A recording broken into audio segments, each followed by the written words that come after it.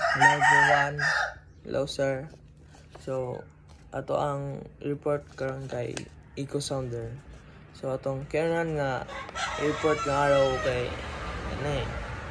So, kani siya mo ni ang tig trace. Ani mo makuha ang record sa EcoSounder og unsa ka hormone ba ang ubos sa kill. Mo ni ani itong ma-print ani.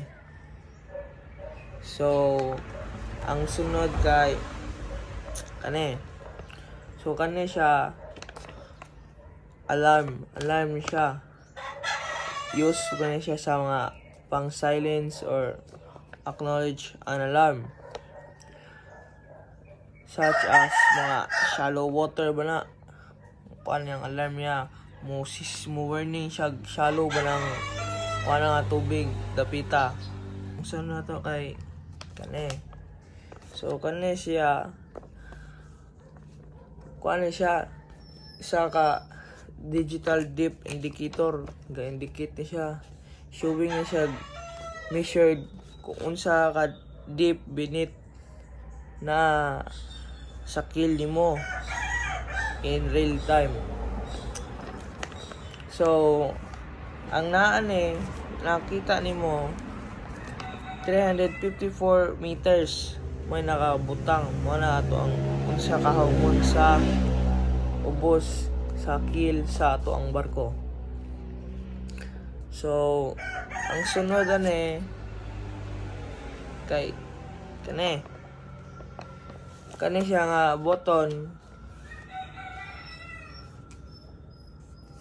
tig adjust ni siya setting just like manual range selection, sensitivity gain, or the other operation modes.